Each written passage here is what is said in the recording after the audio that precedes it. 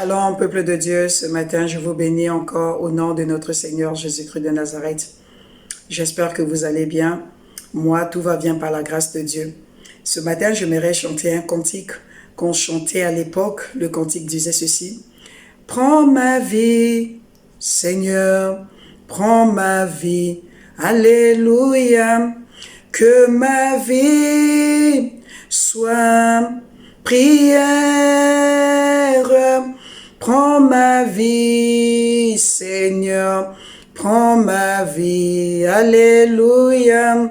Que ma vie ressemble à ta vie. Que ma vie ressemble à ta vie. Prends mon âme, Seigneur, prends mon âme, alléluia, que mon âme soit une offrande. Prends mon âme, Seigneur, prends mon âme, alléluia, que mon âme ressemble à ton âme. Souvent on ajoute aussi les mains levées. Que ma vie ressemble à ma vie. Et quand on arrive à l'église, on regarde les mains levées. On regarde les visages qui sont franchement comme des anges. À l'instant même, on a envie que le Seigneur Jésus revienne pour nous chercher. Oh, bien-aimé, pendant que j'étais certainement en train de chanter ce cantique, il y a de l'émotion. Oh non, on se rappelle des beaux moments. Mais bien aimé, est-ce que réellement ta vie ressemble à la vie de Christ? Est-ce que ta vie ressemble réellement à la vie de Jésus? Est-ce que réellement tu veux donner ton âme à Jésus? Qu'il soit le maître de ta vie, le Seigneur de ta vie. Oh bien aimé, il y a d'autres qui font des choses comme... En fait, ils ne font que reproduire ce que les autres font à l'église. Ils soulèvent les deux mains au ciel. Ils ne savent même pas pourquoi. Bien aimé, quand tu soulèves tes deux mains au ciel, ça veut dire que Seigneur, je m'abandonne à toi. C'est un signe d'abandon, Seigneur, me voici complètement, je n'ai rien à cacher.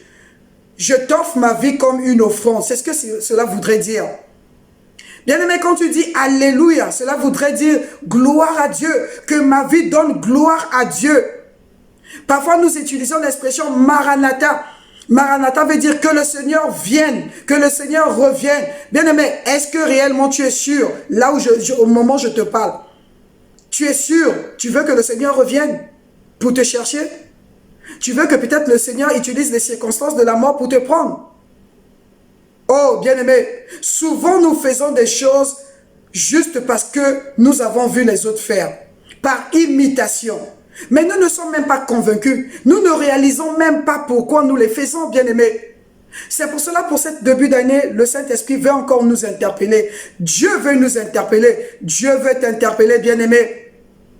Il dit, l'obéissance vaut mieux que des sacrifices. Bien-aimé, tu peux jeûner autant de fois que tu veux. Tu peux donner tes dîmes. Tu peux aller à l'église, être au service de Dieu. Mais si tu n'es pas obéissant, ce n'est pas parce que je suis dans un service que j'ai obéi à Dieu. Ce n'est pas parce qu'aujourd'hui je suis en train de parler forcément que j'ai obéi à Dieu. Il y a des gens qui font des choses par compétition. Il y a des gens qui se lèvent un bon matin parce qu'il a vu quelqu'un faire. Moi aussi je deviens une servante de Dieu. Moi aussi je deviens un prédicateur. Je deviens celui qui chasse les démons. Mais est-ce que tu as reçu de la part de Dieu cette orientation, bien-aimé? Est-ce qu'il y a eu des hommes et des femmes de Dieu qui t'ont appelé à cela, qui t'ont dit, voici ce que Dieu attend de toi, et tu l'as reçu par imposition des mains, ou par une orientation divine, ou de toi-même comme ça, tu t'es levé, tu as dit, bon voilà, moi aussi je vais faire telle chose. Oh bien-aimé, l'obéissance vaut mieux que des sacrifices. Nous allons lire dans 1 Samuel 15, à partir du verset 22, c'est le Seigneur, c'est notre Dieu qui parle à Saül, que Dieu avait donné la recommandation de tuer tout ce qu'il avait gagné quand il avait combattu les Philistins. Mais lui, il va mettre de côté. Il va mettre de côté les animaux qui avaient de la graisse.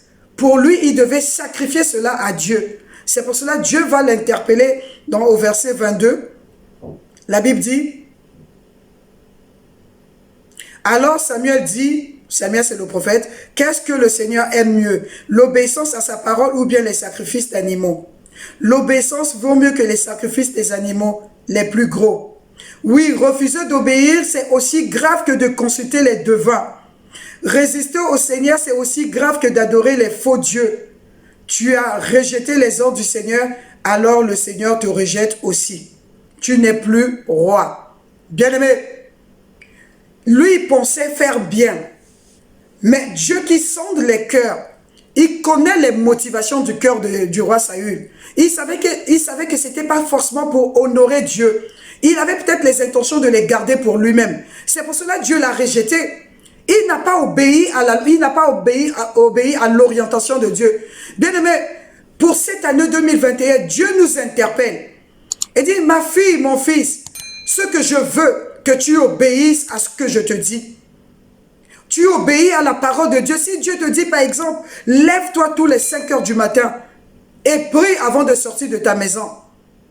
Et si tu ne le fais pas, tu vas regarder la télévision parce que tu vas regarder la prédication de telle ou telle personne. Bien-aimé, tu es dans la désobéissance. Peut-être Dieu t'a dit, sacrifie telle chose. Tu as mis peut-être de l'argent de côté, mais Dieu te dit, prends cet argent pour donner soit pour mon œuvre ou bien pour faire telle chose. Toi, tu dis, non Seigneur, ça c'est pour moi-même. Peu importe ce que tu fais, tu es dans la désobéissance, bien-aimé. Peut-être tu te retrouves dans une situation, dans une relation que le Seigneur te dit, tu es dans la fornication. Tu es infidèle, tu es adultérien. Mais toi, tu es là en train de louer l'Éternel. Tu es là en train de chanter des cantiques. Bien-aimé, tu es dans la désobéissance. Peu importe ce que tu fais, tes offrandes, tes louanges, tes acclamations, c'est une odeur de péché que tu donnes à l'Éternel. Et Dieu ne va pas griller cette odeur. Ce parfum, Dieu ne peut pas. Parce que tu es dans la désobéissance. Oh, bien-aimé, nous avons notre bien-aimé Ruth. Ruth, c'est vraiment, quand je la regarde, quand je lis l'histoire de Ruth, je suis impressionné par l'obéissance. Elle était avec une vieille femme. Une femme qui ne pouvait même pas la nourrir. Mais cette femme va lui donner les orientations. Vous pouvez le lire dans Ruth 3, le verset 5 seulement. Quand sa belle-mère, Naomi, qui était déjà fatiguée, lui donne les orientations, parce que Naomi voulait préparer son avenir. Ruth n'a pas réjambé, Ruth n'a pas rejeté la proposition de sa belle-mère. Pourquoi? Parce que ce qui était dans son cœur, c'était une femme qui était déjà humble, une femme qui était avisée, une femme qui aimait réellement sa belle-mère. On ne peut pas obéir à quelqu'un si on ne l'aime pas. Bien-aimé, si l'obéissance est difficile dans ta vie, c'est parce que quelque part tu n'aimes pas le Seigneur.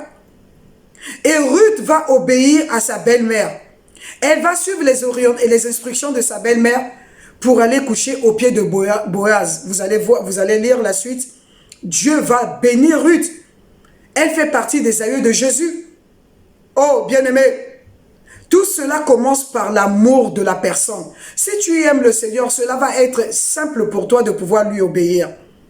Mais si ton amour n'est que superficiel, si ton amour n'est que façade, par des bouts de lèvres, bien aimé, ça sera difficile pour toi d'obéir quand Dieu, par exemple, te dit, lève-toi tous les 5 heures du matin, prie. Ou bien quand Dieu te dit, va prêcher l'évangile quelque part, ça sera difficile. Parce qu'à la base, tu n'as pas réellement l'amour pour le Seigneur. C'est pour cela que Dieu nous interpelle pour dire, ce qui m'importe pour cette année 2021, que vous reveniez à votre premier amour. Cet amour qui vous poussait à quitter. Il y a des gens qui partaient de village en village pour aller prêcher l'évangile. Ils s'en foutaient pas mal de ce qu'ils pouvaient manger, là où ils pouvaient dormir, même si c'était à même le sol. Leur préoccupation, c'était de prêcher l'évangile. C'est cet amour que Dieu veut que nous revenions, bien-aimés. Ne regarde pas, ne multiplie pas beaucoup de choses. Tu ne vas pas impressionner Dieu. Tu ne peux pas impressionner Dieu. Dieu, on ne l'impressionne pas. Il sonde les cœurs. Notre Dieu, il voit dans un trou noir la fourmi noire, bien-aimée. Il est capable de voir dans ton cœur ce que les hommes ne peuvent pas voir. Ce qui importe Dieu, ce sont tes motivations. Qu'est-ce qui t'anime, bien-aimé? sont les motivations de ton cœur? Qu'est-ce qui te préoccupe, bien-aimé? C'est pour cela qu'il vient t'interpeller. Il dit dans Deutéronome 30 là-bas, à partir de verset 15, choisis la vie. Il a mis devant toi la vie et la mort, mais il t'interpelle et dit, bien-aimé, choisis la vie afin que tu vives longtemps. Ce matin, je viens t'interpeller pour te dire, obéis aux instructions de Dieu, bien-aimé. Ce n'est pas pour te culpabiliser, mais pour que tu rentres dans les choses que Dieu avait préparées pour toi. Tu ne peux pas être épanoui avec le Seigneur. Tu ne peux pas recevoir des promesses de Dieu si tu es désobéissant, bien-aimé. Ça commence à l'intérieur. Cette obéissance commence à l'intérieur. Et l'extérieur va suivre. À toi jusqu'aujourd'hui qui désobéis. Parce que tu ne veux pas donner ta vie à Jésus. Je te donne l'opportunité de le faire, bien-aimé. Jésus-Christ est mort à la croix pour que toi aussi, tu fasses partie de ceux-là qui vont vivre, qui vont passer l'éternité avec lui. Alors si tu veux, tu peux prier avec moi. Confesse de ta bouche afin que tu parviennes au salut. Seigneur Jésus, je te dis merci. Merci parce que tu es mort à la croix. Tu t'es dépouillé pour que moi je sois sauvé. Merci pour ton sacrifice à la croix. Aujourd'hui, je t'ouvre les portes de mon cœur. Je te reçois comme mon Seigneur et mon Sauveur personnel. À partir de maintenant, je veux que tu sois le maître de ma vie. Je te le demande au nom de Jésus-Christ de Nazareth. Amen. Bien-aimé, si tu l'as fait, que le Seigneur Jésus te bénisse. Comme j'ai l'habitude de dire, rien n'a changé physiquement, mais spirituellement, tu deviens un enfant de Dieu. Et laisse le Saint-Esprit te conduire pas à pas vers les choses que Dieu a préparées pour toi. Que Dieu te bénisse, que Dieu vous bénisse encore. Bien-aimés, soyons obéissants pour cette année 2021 afin de pouvoir manger les meilleures productions du pays. Amen.